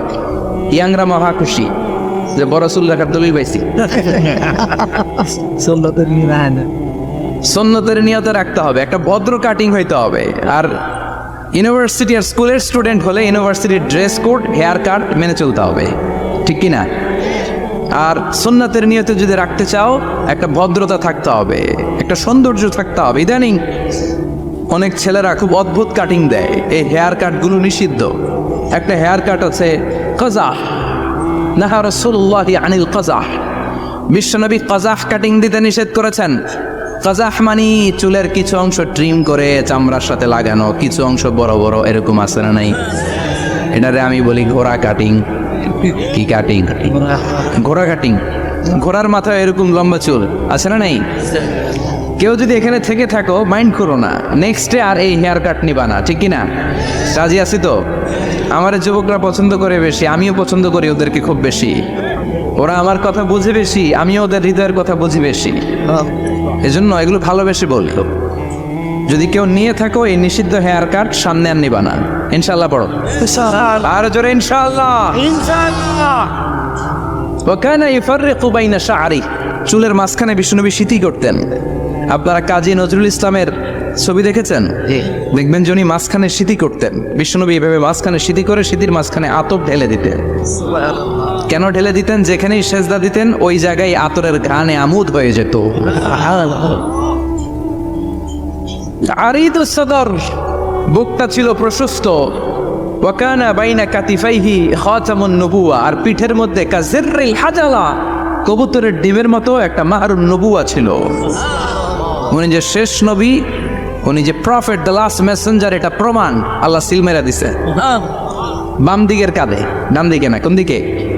সাহাবারা যারা এটা দেখেছেন তারা বলেছেন যে আমরা দেখেছি এর মধ্যে কিছু চুলও ছিল, একটু লালচে ছিল, একটু উঁচু ছিল। একদিন বিশ্বনবী বললেন, বান্দার কোনো হক আল্লাহ কোনোদিন ছেড়ে দেয় না। আল্লাহর হক আল্লাহ মাফ করে, বান্দার হকের মাফ নাই। যদিও আমি নবী, আমার উপর যদি কোনো হক থাকে বলো, আমি দিয়ে দেব। কোনো সাহাবী দাঁড়ায় না। এক সাহাবী দাঁড়িয়ে বলল, নবী, যুদ্ধের ময়দানে চাবুক চালানোর সময়, লাঠি চালানোর সময় এক কাফেরকে মারতে যে আপনার লাঠির বাড়ি আমার পিঠের মধ্যে পড়েছে। আপনি যেহেতু এই কেসাসটা আদায় করতে চান, আপনার পিঠে আমি লাঠির বাড়ি মেরে এটারে শোধবোধ করে দিতে চাই। সাইয়েদনা ওমরে ফারুক হাতের জামা এরকম পড়তে শুরু করছে, আয় এদিকে আয়, তোরে শোধবোধ করাই। বিশ্বনবী বললেন, ওমর রাখো, এটা বান্দার হক, মিটাতে দাও। বিশ্বনবী বললেন, আসো তুমি এসে আমার পিঠে লাঠি দিয়ে চাবুক দিয়ে বাড়ি মারো। সাহাবী বলে, ও নবী, তখন দুর্ভিক্ষের সময়ের যুদ্ধ ছিল, আমাদের গায়ে জামা ছিল না। যখন আপনি আমার চাবুকটা পিঠের মধ্যে মেরেছেন, আমার পিঠে তখন জামা ছিল না। আপনি যদি যথা নিয়মে কেসাসটা আদায় করতে চান, আপনার জামাটা খুলেন, খালি পিঠের মধ্যে বাড়িটা মারিস। এবার ওমরে ফারুকের ধরে কে? এদিকে আয়, তোরে দেখাইতেছি। বিশ্বনবী বললেন, ওমর থামো, মারতে দাও। বিশ্বনবী ওনার জুব্বাটা উপরের দিকে উঠালেন, পিঠের মধ্যে বাড়ি দেওয়ার জন্য ওই সাহাবীকে ডাকলেন। ওই সাহাবী বিশ্বনবীকে পিছন দিক থেকে জড়িয়ে ধরে ওই মোহরে নবুয়তের মধ্যে চুমু দিয়ে ফেলেছে। সাহাবী বললেন, নবী গো, এই নাটক করার জন্য আপনি আমারে মাফ করে দিয়েন। আপনি বিশ্বনবী, উদুম গায়ে আপনারে দেখা যায় না, খালি গায়ে আপনারে দেখা যায় না। শুনেছি আপনার পিঠের মধ্যে মোহরে নবুয়ত আছে, অনেক দিনের সাধনা, জল্পনা কল্পনা, আপনার মোহরে নবুয়তে আমার ঠোঁটটা আমি লাগাবো। আপনার মোহরে নবুয়তের মধ্যে আমার ঠোঁটটা লাগিয়ে আমার ঠোঁটটারে আমি জাহান্নাম থেকে পরিত্রাণ করাবো। এজন্য প্ল্যান প্রোগ্রাম করে এতক্ষণ আপনার জামাটা খুলতে বলেছি। আপনার উপরে আমার কোনো হক নাই, আমার আব্বা আম্মা, আমার সম্পদ, আমার জীবন আপনার জন্য কোরবান করব। বিশ্বনবীর পিঠে বাম দিকে খাতামুন নবুওয়া ছিল, মাহরে নবুওয়া। কোনো বর্ণনা এসেছে উনি এই মাহরে নবুওয়া দিয়ে পিছন দিকে দেখতেন। বিশ্বনবী যখন নামাজ পড়তেন উনি বলতেন, ইস্তাকিমু আ'তাদিলু ইয়ারহামুকুমুল্লাহ, কাতার সোজা করো, ফাঁকা জায়গা বন্ধ করে দাও, কারণ আমি সামনে যেমনি দেখি পেছনেও তেমনি দেখি। অনেকে বলেন বিশ্বনবী পেছনে দেখতেন এই মাহরে নবুয়তের জায়গাটা দিয়ে, এটা ছিল বিশ্বনবীর behind CC camera, behind close circuit camera. আল্লাহু আকবার। বিশ্বনবী ছাড়া কোন নবীর পিঠে এরকম মাহরে নবুয়া ছিল নাকি? কথা বলেন। এজন্য ওই নবীরে গালি দিলে সহ্য হয়? কথা বলেন, সহ্য হয়? আবিয়াদুল ইবতাইন, বগল ছিল শুভ্র সাদা। আমাদের বগল কি সাদা? দুর্গন্ধ, কুৎসিত, কালো, তাই না? বিশ্বনবীরটা কালো? কথা কন, শুভ্র সাদা। আমরা দোয়া করি এভাবে। বিশ্বনবী মাঝে মাঝে দোয়া করতে করতে বৃষ্টির জন্য যখন দোয়া চাইতেন, আরাফার ময়দানে যখন দোয়া চাইতেন, দোয়া করতে করতে হাতটারে উপরের দিকে করতেন। সবাই এরকম হাত তোলেন, সবাই হাত তোলেন।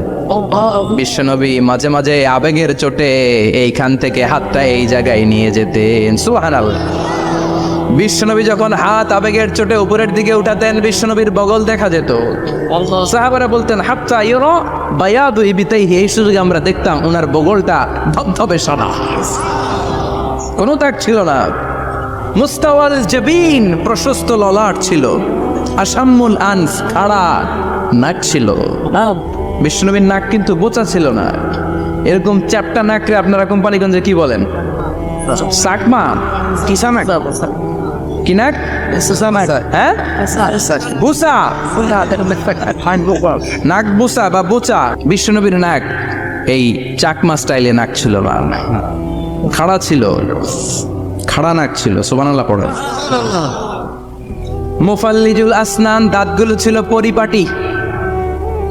বিশ্বনবীর দাঁতের দিকে তাকালে, বিশ্বনবীর হাসির দিকে তাকালে মনে হতো হাসিতে যেন মুক্তা ঝরে। বিশ্বনবী দেখতে কেমন ছিল আন্দাজ পাচ্ছেন না মোটামুটি? এই চমৎকার দেহটা নিয়ে যখন আয়নার সামনে দাঁড়াতেন, বিশ্বনবী জোস জোস পোজ দিতেন না। এখনকার ছেলেপেলেরা বলে আয়নার সামনে দাঁড়াইয়া দেই জোস জোস পোজ, আছে না নাই? বিশ্বনবী জোস জোস পোজ দিতেন না। বিশ্বনবী আয়নার সামনে দাঁড়িয়ে বলতেন, আল্লাহুম্মা হাসানতা খালকি ফাহসিন খুলুকি, ও আল্লাহ, আমার চেহারাটা যেমনি আপনি সুন্দর বানিয়েছেন, আমার হৃদয়টারেও সুন্দর করে দেন। What a attitude, what an attitude! কি অ্যাটিটিউড ছিল ওনার! আমরা আয়নার সামনে সেজে পড়ে দাঁড়ালে চুলকে সাইজ করি, পাং করি, স্টাইল করে ডিজাইন করি। বিশ্বনবী সুন্দর চেহারাটা নিয়ে যখন আয়নার সামনে দাঁড়াতেন বলতেন, আল্লাহ, আমার চেহারাটা যেমনি সাদা, হৃদয়টারেও সাদা করে দেন। কিছু মানুষ আছে চেহারা সাদা, হৃদয় কালো, আছে না নাই? অনেক। কিছু মানুষ আছে চেহারাটা কুচকুচে কালো, অন্তরটা সাদা, এমন মানুষও আছে না নাই? বিশ্বনবীর ভেতরও সাদা, বাহিরও সাদা। সুবহানাল্লাহ। আর এই সুন্দর সাদা দেহ নিয়ে আয়নায় দাঁড়িয়ে পড়তেন, আল্লাহ চেহারা যেমনি সুন্দর চরিত্রটাও সুন্দর করে দেয়। এজন্য আয়নার সামনে দাঁড়িয়ে এই দোয়ার দরকার আছে না নাই? করতে রাজি আছেন? মনে থাকবে না মাহফিল শেষ ভুলে যাবেন? মনে থাকবে? আয়নার সামনে আপনি যখন দাঁড়াবেন, আপনার স্ত্রী যখন দাঁড়াবে, আপনার বাচ্চারা যখন দাঁড়াবে, বলে দিবেন বাবা আয়নার সামনে দাঁড়ানোর দোয়া পড়ো। কত অসাধারণ দোয়া! পড়েন আওয়াজ করে আমার সাথে, আল্লাহুম্মা হাসসানতা খালকি ফাআহসিন খুলুকি, আল্লাহুম্মা হাসসানতা খালকি ফাআহসিন খুলুকি। এর মানে আল্লাহ আমার চেহারাটা করেছো সুন্দর, আমার আচরণ, আমার চরিত্রটাও সুন্দর করে দাও। চিৎকার করে পড়েন আমিন। তাহলে বিশ্বনবীর ব্যাপারে 3টা কথা আমরা শুনবো বলেছিলাম, প্রথমটা শুনে ফেলেছি। মানে উনি দেখতে কেমন ছিল, উনি দেখতে কেমন ছিল, এর মধ্যে আমাদের আমলের কিছু নাই, শুধু বর্ণনা করা আর শোনা আর বিশ্বনবীকে ভালোবাসা, ঠিক কিনা? কারণ ওনার না খাড়া, আমার তো খাড়া নাও হইতে পারে। উনি সুন্দর, আমি তো শ্যামলা হইতে পারি, কারণ এটা আল্লাহর দেয়া পরীক্ষা, ঠিক কিনা? দ্বিতীয় পয়েন্ট থেকে আমাদের আমল শুরু। দ্বিতীয় পয়েন্ট ছিল বিশ্বনবীর আচরণগত বৈশিষ্ট্য। আমার নবীর বিহেভিয়ার কেমন ছিল, কন্ডাক্ট সিস্টেম কেমন ছিল, ম্যানার কেমন ছিল, মানুষের সাথে কমিউনিকেশনটা কেমন ছিল, ব্যবহারিক জীবনটা কেমন ছিল, এগুলো আমল করার দরকার আছে না নাই? কষ্ট হচ্ছে? কষ্ট হচ্ছে? মনোযোগ আছে তো? মনোযোগ আছে না গেছে? আমরা এবার শুনবো বিশ্বনবীর আচরণ কেমন ছিল। বিশ্বনবী যখন রাস্তা দিয়ে হাঁটতেন, ইয়ামশি হাউনান, বিনয়ের সাথে হাঁটতেন। ইয়ামশি হাউনান, রহমানের বান্দারাও বিনয়ের সাথে রাস্তা দিয়ে হাঁটে, ঠিক কিনা? ওয়াইবাদুর রহমানিল্লাযীনা ইয়ামশুনা আলাল আরদি হাওনা ওয়া ইযা খাতাবাহুমুল জাহিলুনা ক্বালু সালামা। রহমানের বান্দারা যখন রাস্তা দিয়ে হাঁটে, বিনয়ের সাথে হাঁটে, তারা অহংকার প্রদর্শন করে না, মানুষের সাথে বিনয়ের সাথে রাস্তা দিয়ে হাঁটে। এজন্য রাস্তা দিয়ে যখন হাঁটবো বিনয়ের সাথে হাঁটবো। রাজি আছেন তো? না গিয়ে অহংকার প্রদর্শন করে হাঁটবেন। বিশেষ করে যুবকেরা, 3-4 জন যুবক একসাথে হলে রাস্তায় ওদের আর কারো হুঁশ জ্ঞান থাকে না, পুরো দুনিয়াটাই মনে হয় দুনিয়াটাই আমার, আছে না নাই? না, মুরব্বীকেও সম্মান করবা, মহিলাদেরকে সম্মান করবা, তোমার জায়গায় তুমি হাঁটবা, ভদ্রভাবে হাঁটবা। ভদ্রভাবে হাঁটার দরকার আছে না নাই? উনি মুরব্বী, একদিন উনিও তোমার মতো যুবক ছিল, ঠিক কিনা? এই যে আমার কালো দাড়ি আজীবন কালো থাকবে? কথা বলেন।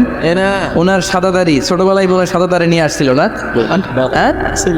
উনিও একদিন তাগড়া যুবক ছিল, উনিও কোম্পানিগঞ্জ বাজারে দাঁড়ালে লোকজন তাকিয়ে থাকতো, ঠিক কিনা? তার মানে রং ধরা যৌবন জং ধরে শেষ।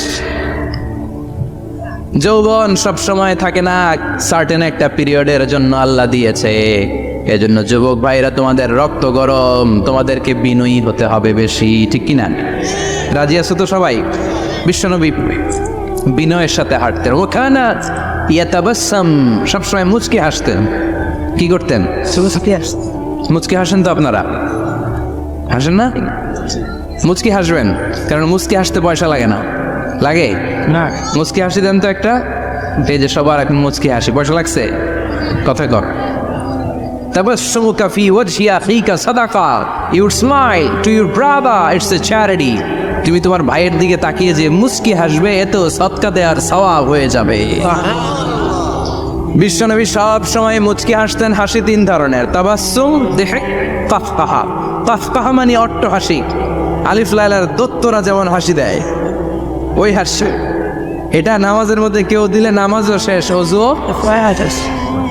আর দিহক, হালকা আওয়াজে হাসি, সামান্য দাঁত দেখা যায় মাঝে মাঝে। বিশ্বনবী মজা করে এরকম হাসি দিতেন, কিন্তু সব সময় বিশ্বনবীর ঠোঁটের মধ্যে মুচকি হাসি লেগেই থাকতো। তাহলে আমরা বিনয়ের সাথে হাঁটবো, নাম্বার 1। নাম্বার 2, সবসময় মুচকি হাসবো। রাজি আছেন? ঘরে যেই স্ত্রীকে একটা মুচকি হাসি দিবেন, আজকে রাতেই দিবেন, যেই একটা মুচকি হাসি। রাজি আছেন? হ্যাঁ? ভালোবাসা বাড়াই দিবে কে?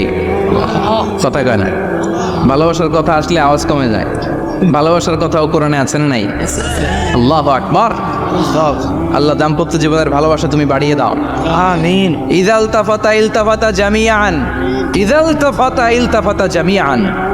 বিশ্বনবীর যদি ডানে বায়ে কোথাও তাকানোর দরকার হতো উনি আর চোখে তাকাতেন না। অনেকে এইভাবে বসে আছে, ডানে এমনি তাকায়, এমনি আছে না নাই, এইভাবে এমনি তাকায়, আছে না নাই, এভাবে তাকানো যাবে না। বিশ্বনবী ডানে তাকানোর দরকার হলে ইলতাফাতা জামিয়ান, এবং ঘুরে যেতে, ঘুরে এইভাবে তাকান। আবার বায়ে তাকানোর দরকার হলে বুকটা নিয়ে, শরীরটা নিয়ে ঘুরে যেতেন, এইভাবে তাকাতেন। সুবহানাল্লাহ পড়বেন না? আর চোখে তাকানো কি ভালো স্বভাব? বিশ্বনবী ইদাল তাফাতা ইলতাফাতা জামিয়ান, যেদিকে তাকাবেন ওদিকে ফুল্লি মনোনিবেশ করতেন, তারপরে তাকাতেন। সুবহানাল্লাহ পড়েন। ওয়া কানা মুস্তাহিয়ান, লাজুক ছিলেন, বেশ লাজুক। এখন সমাজে লাজুকতা নাই, লাজ শরম আমরা হারাতে বসেছি, ঠিক কিনা? বিশ্বনবী আসাদ্দ হায়াআন মিনাল আযরা ফি খিদরিহা, যেই মেয়েদের বিয়ে হয় নাই, এমন ভার্জিন নারী, কুমারী নারী যারা পর্দার ভেতরে অনেক লাজুক হয়ে বসে থাকে, বিশ্বনবী পর্দার আড়ালের ওই কুমারী নারীদের চাইতেও বেশি লাজুক ছিলেন। এত লাজুক ছিলেন, এত লাজুক ছিলেন, লজ্জা পেলে চেহারাটা বিশ্বনবী লাল হয়ে যেত। ছোট্টবেলায় হালিমাতুস সাদিয়ার বাড়িতে যখন দুধ খেতে গিয়েছিলেন, বিশ্বনবীর দুধ মা হালিমাতুস সাদিয়া বলে, এই কুরাইশি মোহাম্মদ ছেলেটাকে কখনো কাঁদতে দেখি নাই। ক্ষুধা লাগলেও কাঁদে না, ব্যথা পেলেও কাঁদে না, শুধু লজ্জাস্থানের জায়গা থেকে কাপড়টা একটু সরে গেলে ছোট্ট মোহাম্মদ চিৎকার দিয়ে ওঠে। কি বোঝে সে? ক্ষুধা লাগলেও কাঁদতো না, ব্যথা পেলেও কাঁদতো না, লজ্জাস্থানের জায়গা থেকে কাপড় সরে গেলে বিশ্বনবী চিৎকার দিয়ে উঠতেন। সুবহানাল্লাহ। এই জন্য লজ্জা শরমের দরকার আছে না নাই? ইযা লাম তাস্তাহি ফাসনা মা শিতা, যদি লজ্জা শরম না থাকে যা মন চাই তাই করতে পারো। এটা আমাদের বাংলাদেশে ব্যাপক, লাজ শরম কিচ্ছু নাই। এজন্য লাজুকতার বড় দরকার। যেখানে যার বসা দরকার সে সেখানে যাবে। কিয়ামতের আগে যেই লোক যেই চেয়ারে বসার দরকার ওই লোক ওই চেয়ারে বসবে না। এটা হলো কিয়ামতের আলামত। জোরে কোন ঠিক কিনা? সভাপতি হওয়ার যোগ্যতা নাই, সভাপতি হয়, আছে না নাই? সেক্রেটারি হওয়ার যোগ্যতা নাই, সেক্রেটারি হয়, এরকম সমাজে আছে না নাই? নেতা হওয়ার যোগ্যতা নাই, নেতা হয়, আছে না নাই? সবগুলো কিয়ামতের আলামত। আমার বিশ্বনবী এমন লাজুক ছিলেন, বিশ্বনবীর মতো এমন লাজুক নবী আর কেউ ছিল নাকি? কথা বলেন। ওয়াকানা আসহাবুল মাইমানা, বিশ্বনবী ডানপন্থী ছিলেন। কি পন্থী? কি পন্থী? মুষ্টিবদ্ধ ডান হাতটাকে এরকম উপরের দিকে করেন আর চিৎকার করে বলেন, বিশ্বনবী কোন পন্থী ছিল? আমরা কোন পন্থী? জান্নাতে কারা ঢুকবে? কোন বামপন্থীর স্থান জান্নাতের ভেতরে হবে? চিৎকার করে বলেন, কোন নাস্তিক জান্নাতে ঢুকতে পারবে? এজন্য নবীদের মতো ডানপন্থী হতে হবে। জোরে কোন ঠিক কিনা? বিশ্বনবী সব ভালো কাজগুলো ডান দিক দিয়ে করতে পছন্দ করতেন। জামা পরলে ডান দিক দিয়ে, খাবার বিতরণ করলে ডান দিক দিয়ে, মুসাফা করা শুরু করলে ডান দিক দিয়ে, ডান দিক দিয়ে ভালো কাজ বিশ্বনবী পছন্দ করতেন। সুবহানাল্লাহ পড়েন। আসহাবুল মাইমানা, বিশ্বনবী মেহমানদারি করতে পছন্দ করতেন। আমরা করি তো? মেহমানদারি করান? মেহমান ঘরে আসলে ভালো লাগে? খারাপ লাগে কার কার দেখি? সবার ভালো লাগে, কিন্তু আমরা অনেকে খুশি হই না। মেহমান আসলে নাখোশ হই, নিজেই খাইতে পাই না। মেহমান আইসে কেন? খাওয়ামো করতে, খাওয়ান নাই, যেন ও খাওয়ান বানাইছে। খাওয়ান পাঠায় কে? রিজিক দেয় কে? গোটা বিশ্বের সবাই মিলে আমরা একটা চাল বানাতে পারবো নাকি? ও মিয়া চাইনিজ চাউল না, চাইনিজ ডিম না, ওগুলা সবাই পারে, ঠিক কিনা? আল্লাহর বানানো ন্যাচারাল চাল, গাছের মধ্যে হওয়া যেই চাল, ধান আল্লাহ তৈরি করেছে, এরকম ধান, এরকম একটা পেয়ারা, এরকম ছোট্ট একটা কমলার টুকরা গোটা বিশ্বের সবাই মিলে বানাতে পারে নাকি? এজন্য রিজিকের মালিক কে? মেহমান আপনার রিজিকে ভাগ বসাতে আসে না, সে তো তার রিজিক নিয়ে আসে। সে আরো এসে আপনার রিজিকে বরকত ঢুকিয়ে দিয়ে যায়। চিল্লা এখন ঠিক কিনা? কারণ আমরা বরকতে বিশ্বাসী। বরকত বিশ্বাস করেন? 5 লাখ টাকা মাসে কামায়, ডাইন হাতে বা হাতে, আছে না নাই? হালাল হারাম ইচ্ছা মতো কামায়, মাস শেষে কিচ্ছু থাকে না, এরকম ডাকাইত আছে না নাই? হসপিটালের একটা বিল পরিশোধ করতে 3 লাখ চলে যায়, ঋণের বোঝায় জর্জরিত, রাতে ঘুম নাই, তার মানে বরকত নাই। আরেকজনের বেতন 20,000, কয় হাজার? বাড়ি ভাড়া 6,000, বাজার খরচ 6,000, ছেলে মেয়ের স্কুলের বেতন 6,000, বেড়ায় দান করে আরো 1,000, আরো থাকে। সুবহানাল্লাহ পড়েন। দিস ইজ কল্ড বারাকা। 20,000 বেতনের ভেতরে বারাকা ছিল, 5 লক্ষ ইনকাম, 1 টাকাও নাই, ঠিক কি না? এজন্য কোটি টাকার মালিক দেখলে মনে করবেন না অনেক সুখ। এই দুনিয়ার জীবনটা ধোঁকা, মহাচ্ছন্ন হয়ে আছি আমরা। এটা ধোঁকা, এটা মরিচিকা, এটা চাকচিক্যময় একটা জায়গা। মৃত্যুর পর মনে হবে একটা দুঃস্বপ্ন ঘটেছিল আমার। বিশাল এক জগৎ পড়ে আছে সামনে। দুনিয়াটাই ধোঁকা, দুনিয়াটাই মোহের জায়গা। আমরা সবাই মোহাচ্ছন্ন হয়ে আছি। দুনিয়ার উদাহরণ হলো 3টা লাশ আর 4টা স্বর্ণের টুকরার সমান। 3 জন যুবক কাজের জন্য বেরিয়েছে, প্রতিমধ্যে 4টা স্বর্ণের টুকরা পেয়েছে। যুবক কয়টা? স্বর্ণ পাইছে কয়টা? মহা খুশি, খুশিতে বাকবাকুম। 4টা স্বর্ণের বড় বড় টুকরা পাইছে। আমরা আজীবন খেলে বসে খেয়ে যেতে পারবো, কিচ্ছু লাগবে না আমাদের। 3 বন্ধু বলে ভাগ করি, আরেকজন বলে ক্ষুধা লাগছে।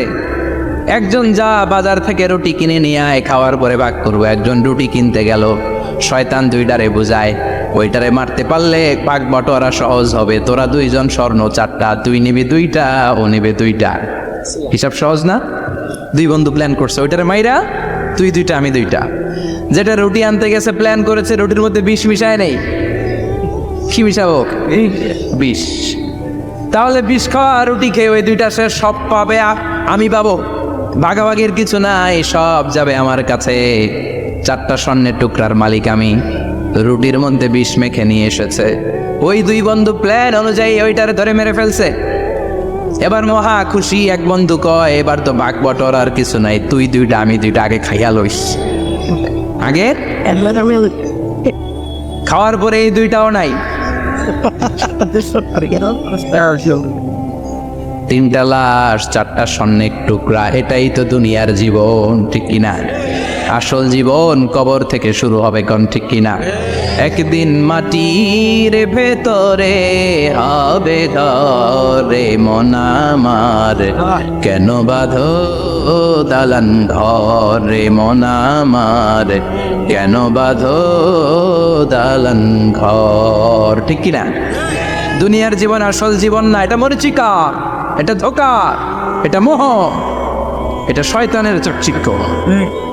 আসল জীবন কবরের জীবন। আসল জীবন সামনে পড়ে আছে, জন্য বরকতে বিশ্বাস করি আমরা, ঠিক কিনা? ল্যান্ড ক্রুজার দাপিয়ে বেড়ায়, বড় বড় টাওয়ারের মালিক, অনেক সম্পদের মালিক। এটা দেখেই মনে করবেন না অনেক সুখে আছে, ঘরে যেয়ে দেখেন কোনো সুখ নাই, ঠিক কিনা? সাধারণত টাকা যার বেশি দুঃখ তার বেশি, টাকা যার কম সুখ তার বেশি। সুবহানাল্লাহ পড়ে আল কানাআতু মিনাল ইসলাম। এজন্য আমার শ্রমিক ভাইয়েরা, আপনাদের 1 পা জান্নাতে এমনিই ঢুকে আছে। নামাজ পড়বেন, মা বাবার খেদমত করবেন, ইসলামের নিয়মগুলো মানবেন, 2য় পাটাও জান্নাতে ঢুকায় দিবে কে? আর যারা কোটি কোটি টাকার পাহাড় বানিয়েছে, ওদের হিসাবের ফিরিস্তি অনেক বড়। বিশাল বাড়ির মালিক, ল্যান্ড ক্রুজার চালায়, সাবরোলেট চালায়, পোরশে, ফারারে, ল্যাম্বরগিনি চালায়, আছে না নাই? ঘরে সুখ নাই, রাতে ঘুম নাই, টেনশন আর টেনশন। 4টা ট্যাবলেট খেয়ে আধা ঘন্টা ঘুমাতে পারে না, এরকম ধনী আছে না নাই? সব ধনীরা আবার এক পাল্লাই মাইপেন না। মাথার ঘাম পায়ে ফেলে যেই ধনী ব্যবসায়ীরা বড়লোক হয়েছে, ওদের ঘরে ঠিকই শান্তি আছে। তার মানে টাকা যার বেশি, অসুখ তার বেশি, কিচ্ছু খেতে পারে না। দেখবেন ধনীদের খাবারের ডায়েটে থাকে ভেজিটেবলস আইটেম, ঠিক কিনা? এমনি হজম হয় না, আবার ডাক্তারের কাছে গেলে বলে কিচ্ছু খাবেন না, খালি ঘাস খাবেন। কি খাবেন? মানে ভেজিটেবল খাবেন, সবজি খাবেন তো সুস্থ থাকবেন, আছে না নাই? ঘুম নাই, শান্তি নাই। এই যে কোম্পানিগঞ্জ বাজারের যারা কুলি মজুর শ্রমিক, এদের ঘুমে ঝামেলা আছে, কথা বলেন? ধনী পয়সাওয়ালা কোটিপতি, সে ঘুমের ট্যাবলেট খায়। ঘুমের জন্য যে ট্যাবলেট লাগে রিক্সাওয়ালা ওইটাই জানে না, ঠিক কিনা? 1000 কোটি টাকার মালিক হলে বাড়ি কিনা যায়, গাড়ি কিনা যায়, সুখ কিনা যায় না। কোম্পানিগঞ্জ বাজারে সুখ বিক্রি হয় এমন দোকান আছে নাকি? কথা কন, একটাও নেই। কি করলেন আপনারা? সুখের দোকান দিতে পারলেন না। কি আজীব তামাশা! টাকা দিয়ে সুখ কিনা যায় না, গাড়ি কিনা যায়, বাড়ি কিনা যায়, কিন্তু সুখ নো ওয়ে। কেনা যায় না। টাকা হলে জাজিম কিনা যায়, পালিশ কিনা যায়, ঘুম কিনা যায় না। ঘুম কিনা যায়? ফার্মেসিতে ডাক্তারের কাছে যে যদি বলেন 2000 টাকার ঘুম দেন, দিবে? ডাক্তার কি বলবে, দূর মিয়া আমারই ঘুম আসে না, তোমারে আমি ঘুম বিক্রি করবো। আচ্ছা না নাই? শ্রমিক ভাই, রিক্সাওয়ালাদের ঘুমের ঝামেলা নাই, যেখানে রাইট ওইখানেই, যেখানে রাইট ওইখানেই কাই। ওর মাথা লাগতে দেরি বিছানায়, নাক ডাকতে দেরি হয়, ওর নাকের আওয়াজে। ঠিক কিনা? এই জন্য আমরা বরকতে বিশ্বাসী। অল্প খাবো, অল্প পড়বো, অল্প জমাবো, অল্পের ভেতর বরকত দিয়েছে কে? এজন্য মেহমান আসলে বিশ্বনবী খুশি হতেন, আমরাও মেহমান আসলে খুশি হব। রাজি আছে না নাই? সবাই রাজি? মেহমানদারি করাবেন তো? এরপরে বিশ্বনবী ইনসাফ করতেন। কি করতেন? ইনসাফ করতেন। বিচার করার সময় বিশ্বনবী ইনসাফ করতেন। গোটা বিশ্বকে ইনসাফ শিখিয়েছেন বিশ্বনবী। আমাদের দেশেও তো ইনসাফ হয় না? হাইকোর্টে, সুপ্রিম কোর্টে, গ্রাম্য সালিশে আছে, আছে। আহকামুল হাকিমিনের দরবারে সবগুলো বিচার আবার বসবে। চিল্লায় বলেন ঠিক কিনা? অমিয়া দুনিয়াতে বিচারপতি বিচারের রায় দেয়, ওই বিচারপতিরও বিচার আছে না নাই? সবচেয়ে বড় বিচারপতির নাম কি? বিশ্বনবী ইনসাফ করে গোটা বিশ্বকে দেখিয়ে গেলেন কেমন করে বিচার করতে হয়। বিশ্বনবীর কাছে কখনো বিচার আসলে বিশ্বনবী দুই পক্ষের কথা শুনে রায় দিতেন। পড়েন সুবহানাল্লাহ। সব সময় দুই পক্ষের কথা শুনে রায়। এখন কি দুই পক্ষকে সমান প্রিভিলেজ দেওয়া হয়? কথা বলেন। কারণ কোরআন দিয়ে বিচার হয় না। কোরআন দিয়ে বিচার হোক আমরা চাই কি চাই না? আমার সংসদ ভবনের ভেতরে কোরআনের আইন দিয়ে সংসদ ভবন কায়েম হোক আমরা চাই কি চাই না? সেনাবাহিনীর ভেতরে দরবার হলগুলোতে যখন আলোচনা বসে কোরআন মাঝখানে থাকবে। চিল্লায় বলেন ঠিক কিনা? দেশের সবগুলো ক্যান্টনমেন্টের ভেতরে কোরআন থাকার দরকার আছে না নেই? সবগুলো আদালতের ভেতরে কোরআন থাকার দরকার আছে না নেই? কোরআনের আইন অনুযায়ী আমার দেশের সব নিয়ম কারণ চলবে আমরা চাই কি চাই না? এই কোরআনের আইনের বিরুদ্ধে যদি কোনো আইন পাশ করা হয় আমরা ওই আইনের বিরুদ্ধে চিৎকার করে বলেন ঠিক কিনা? আমরা এই কোরআনের জন্য সব বাজি রাখতে রাজি আছি। আমরা জীবন বাজি রাখতে রাজি আছি। আমরা দেহের তাজা রক্ত বিলিয়ে দিতে রাজি আছি। জোরে বলেন ঠিক কিনা? কোরআনের জন্য কে কে ময়দানে থাকতে রাজি আছেন? হাত উঁচু করে আল্লাহর দেখা।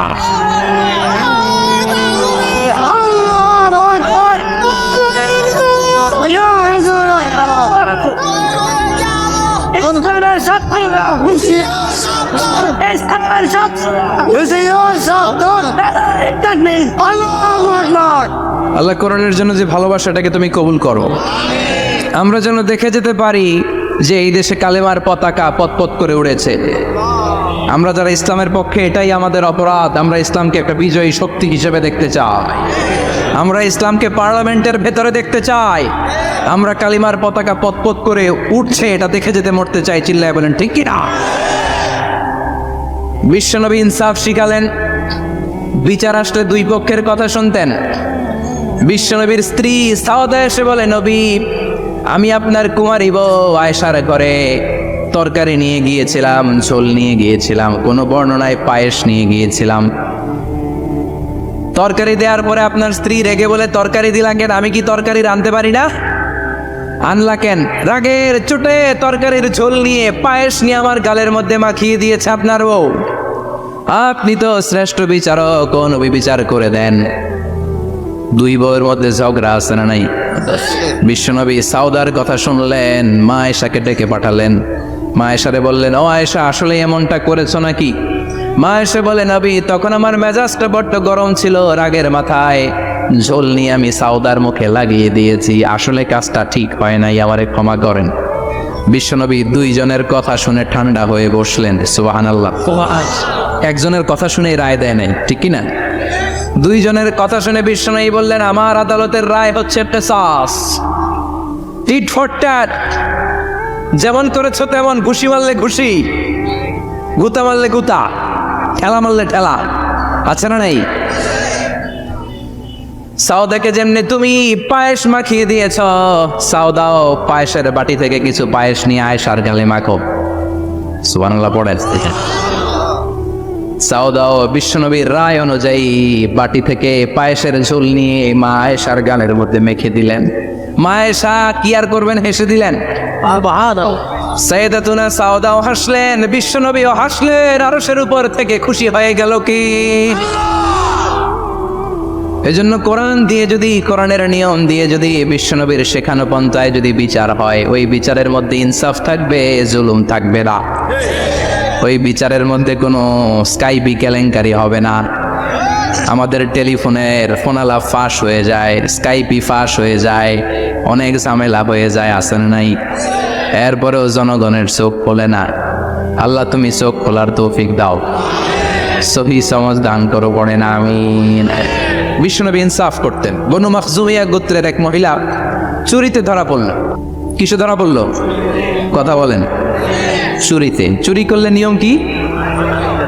লাউ চুরি করলে, আম চুরি করলে, কলা চুরি করলে হাত কাটা যাবে না, এটা বড় চুরি। সুবহানাল্লাহ। উমরে ফারুক বলেছেন, দুর্ভিক্ষের বছর কেউ যদি চুরি করে তার হাত কেটে দেয়া যাবে না, কারণ এটা অভাবের চুরি, এটা স্বভাবের চুরি না, ঠিক কি না? ঘরে খাওয়ার নাই, পেটে দানা পানি নাই, লাউ চুরি করছে, মুরগি চুরি করছে, এই চোরের হাত কেটে দিও না, কারণ সে ক্ষুধার্ত, পেটে খাবার আছে, গায়ে জামা আছে, সমাজে সম্মান আছে, তারপরেও পুরো দেশটা খেয়ে ফেলতে চায়, এরকম ডাকাত আছে না নাই? দেশের টাকা পাচার করে, ব্ল্যাক মানি করে, এরকম ডাকাত আছে না নাই? ঘুষ খেতে খেতে পেটটা এরকম হাতির মতো মোটা করেছে, এরকম ডাকাত আছে না নাই? দেশের সবকিছু লুণ্ঠন করে, এরকম আছে না নাই? এই ডাকাতদের হাত কাটার মধ্য দিয়ে হাত কাটার প্রোগ্রাম শুরু করতে হবে। এরকম একটা ডাকাতের হাত কেটে যদি দেশের গভর্নমেন্ট বাইতুল মোকাররমে জুমার নামাজের সামনে লাইভ সম্প্রচার করে, সারা বাংলাদেশের 18 কোটি মানুষ যদি দেখে, আর কেউ চুরি করবে? চুরি করার আগে 3 বার লাফ দিবে, যেরকম, ঠিক কিনা? বনু মাখজুমিয়া গোত্রের এক নারী চুরিতে ধরা পড়ল। ভেরি প্রেস্টিজিয়াস এন্ড ডিগনিফাইড ফ্যামিলির মেয়ে। এলাকায় সম্ভ্রান্ত কিছু ফ্যামিলি থাকে না, এরকম বড় ফ্যামিলির মেয়ে। সব সাহাবারা বলল, এখন যদি নবী হাত কেটে দেয় মদিনাতে তো মারামারি হবে। ওসামা বিন যায়েদকে বলল, ওসামা তুমি বিশ্বনবীর সবচেয়ে প্রিয় পাত্র, হুব্বু রাসূলিল্লাহ, তুমি যাও বিশ্বনবীর বলো হাত যেন কেটে না দেয়। ওসামা যে বলে, নবী গো, সব সাহাবারা বলেছে এই মেয়ের হাত কাটলে মদিনায় ঝামেলা হবে, হাত কেটে দিয়েন না।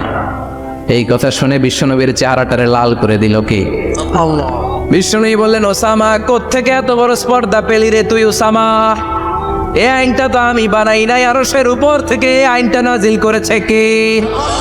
السارق والسارقة فاقطعوا أيديهما جزاء بما كسبا نكالا من الله والله عزيز حكيم. سبحان الله. If anyone steal something very precious from the society, from house, the government should cut down his right hand. দামি কিছু চুরি করলে গভর্নমেন্ট কাটবে, আমরা কাটতে পারবো? এটা সরকারের কাজ, সরকার তার হাত কেটে দিবে। ওসামা, এটা আল্লাহর আইন। কেমন করে আল্লাহর আইনে তুমি সুপারিশ করতে আসো? কোন বনু মাখজুমিয়া গোত্রের মেয়ে? ওই মেয়ে তো দূরের কথা, আমার কলিজার টুকরা ফাতেমাও যদি চুরি করে, আমি রামদানিয়ে ফাতেমার ডান হাতটা এক কোপ দিয়ে কেটে দিতে এক মুহূর্ত দেরি করব না রে ওসামা।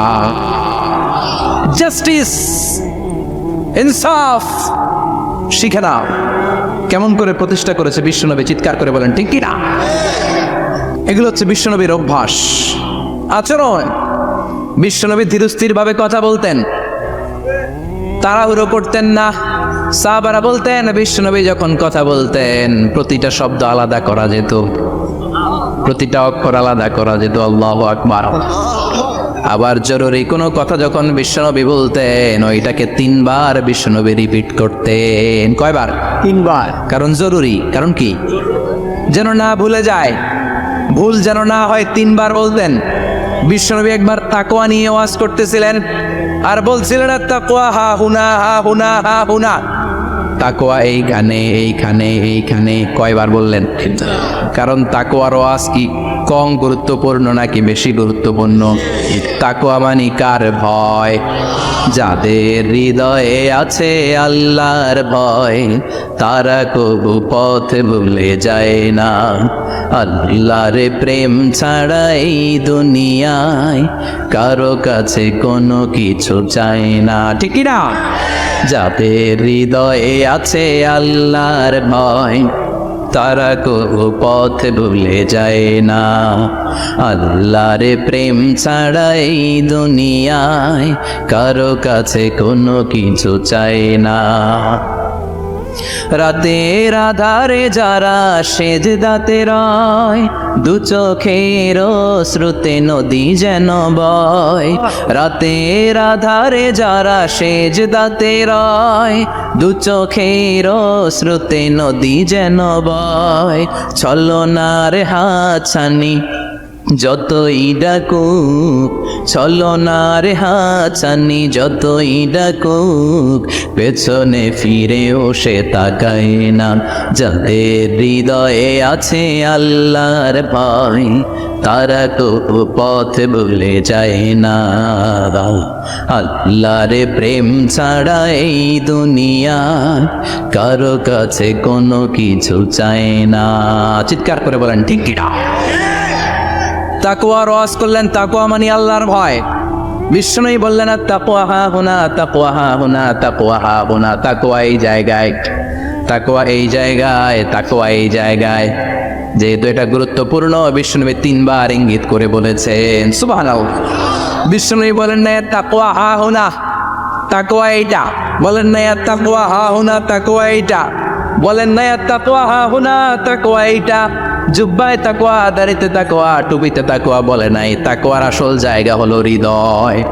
এজন্য যাদের হৃদয়ে আল্লাহর ভয় আছে, তারা কোনোদিন পথ হারাতে পারে। তাদেরকে সিরাতুল মুস্তাকিমের উপর দায়েম রাখে কে? কি সুন্দর অভ্যাস ছিল বিশ্বনবীর, মানার দরকার আছে না নাই? বিশ্বনবীর আরেকটা অভ্যাস ছিল, বাসি খাবার খেতেন না, জানেন? বাসি খেতেন না, অল্প খেতেন, কিন্তু যেটা খেতেন ভালোটা খেতেন। অল্প খেতেন কিন্তু যেটা খেতেন ভালো খেতেন। মধু খেতে পছন্দ করতেন, কিন্তু মধুর মধ্যে দুর্গন্ধওয়ালা একটা মধু আছে না, মাগাফির। বুখারীতে লম্বা ঘটনা, ওইদিকে যাব না। এই মাগাফিরের মধু উনি খেতে চাইতেন না। ভালো সুগন্ধিওয়ালা মধু তিনি বিশ্বনবী খেতে পছন্দ করতেন। বিশ্বনবীর খাবারের তালিকায় সবচেয়ে পছন্দনীয় তালিকায় ছিল এই মধু। মধু খেতেন, দুধ খেতেন, খেজুর খেতেন, জব খেতেন, বার্লি খেতেন, ছাগলের বাজুর মাংস খেতে পছন্দ করতেন, সিনার মাংস। সুবহানাল্লাহ কইবেন না? What a choice! কি চয়েস ছিল বিশ্বনবীর! বাজুর মাংস খেতেন। বিশ্বনবী লাউ খেতে পছন্দ করতেন, লাউ। রুম্মান ফল খেতে পছন্দ করতেন, রুম্মান মানে ডালিম। রুম্মান মানে কি? ডালিম খেতে পছন্দ করতেন। মাশরুম খেতে পছন্দ করতেন। সুবহানাল্লাহ পড়েন। মাশরুমের স্যুপ পাওয়া যায় না রেস্টুরেন্টে? বিশ্বনবী বলতেন আল কামআতু মিনাল মান্নি ওয়া মাউহা শিফাউন লিল আইন। এই কামআ মানে মাশরুম, ব্যাঙের ছাতা, এটা হলো মান্না সালোয়ার মতো দামি খাবার। আর এই মাশরুমের স্যুপ চোখের জন্য মহৌষধ। যাদের রাত কানা দিন কানা আছে, মাশরুমের স্যুপ খান, চোখ ভালো করে দিবে কে? এজন্য বিশ্বনবী যেগুলো খেত এগুলো খাওয়ার দরকার আছে না নাই?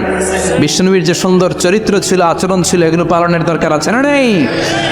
তাহলে বিশ্বনবীর 3টা কথা বলবো বলেছিলাম। প্রথম কথা ছিল দেখতে কেমন ছিল। অনেক কথা, এত বলা যাবে না, সংক্ষেপে বললাম যে বিশ্বনবীর আচরণ কেমন ছিল। এখন শুনবো, শেষ কথা বলে যাই, বিশ্বনবীর ইন্টেলেকচুয়াল পাওয়ার কেমন ছিল, ওনার বুদ্ধিমত্তা কেমন ছিল। Our beloved prophet Muhammad, the last messenger, was a very good mediator. বিশ্বনবী ভালো মিডিয়েটর ছিলেন। বিশ্বনবী ভালো মধ্যস্থতাকারী ছিলেন। ঝগড়া লাগলে মিলাই দিতে পারতেন, চমৎকার। সুবহানাল্লাহ। বাড়িতে দেয়া জিমায় পড়ছেন? কষ্ট হচ্ছে? আর কয়েক মিনিট পড়বো, একটা তাকবীর দেন, লিল্লাহি তাকবীর। He was a very good mediator. মধ্যস্থতাকারী ব্যক্তিত্ব ছিলেন।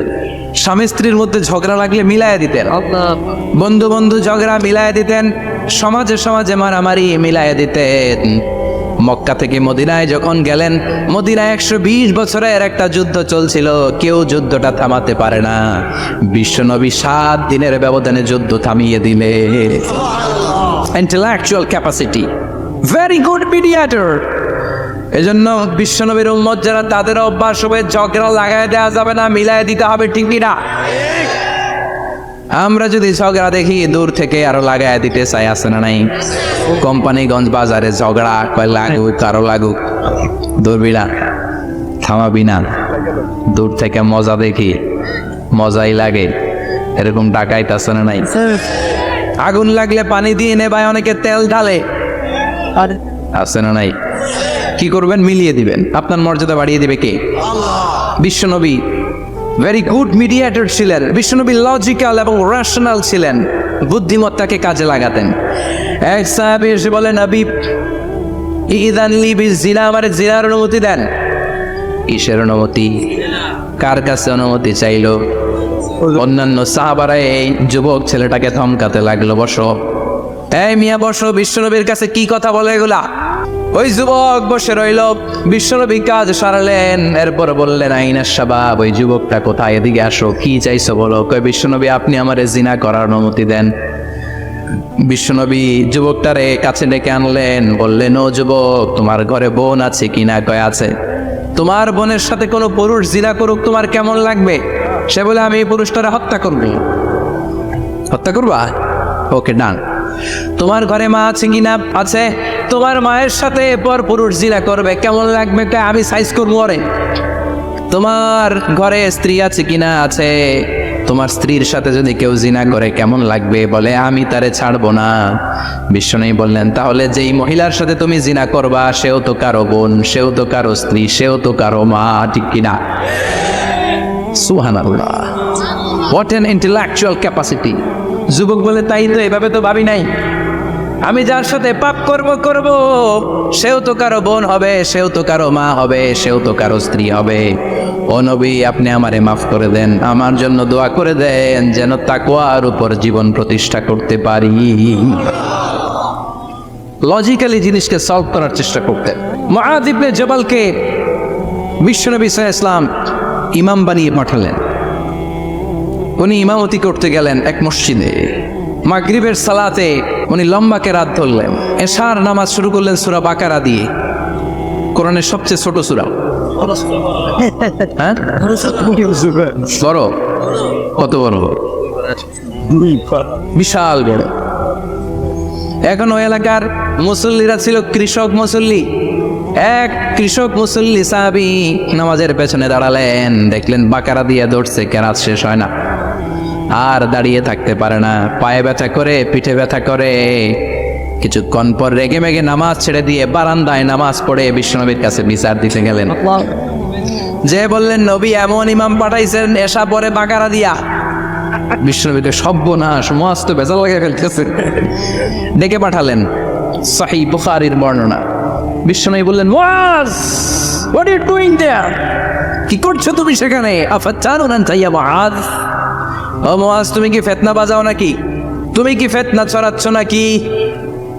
খেটে খাওয়া মানুষ, কৃষক মানুষ, মাঝারি সাইজের কত সুন্দর সূরা আছে, ওয়াদ-দুহা ওয়াল-লাইলি ইযা সাজা, আল কারিআতু মাল কারিআ, আসনাই, আলহাকুমুত তাকাসুর, আসনাই। এগুলো দিয়ে না পড়ে বড় বড় সূরা দল্লা কেন্দ্রে মুআয। আফাতানুন আনতা ইয়া মুআয, তোমারে কি আমি অ্যাপয়েন্টমেন্ট দিছি তুমি ফিতনা বাজাবা? খবরদার মুআয। ইয়াসসিরু ওয়ালা তুআসসিরু, ইসলামকে মানুষের কাছে সহজ করে উপস্থাপন করবা। বাশশিরু ওয়ালা তুনাফিরু, ইসলামকে এমন ভাবে উপস্থাপন করবা না যে তোমার কথা শুনে মানুষ দিন থেকে ভেগে ভেগে যা। তাহলে এই দায়ভার ইসলামের নয়, এই দায়ভার বর্তাবে তোমার কাঁধের উপর। চিৎকার করে বলেন ঠিক কিনা?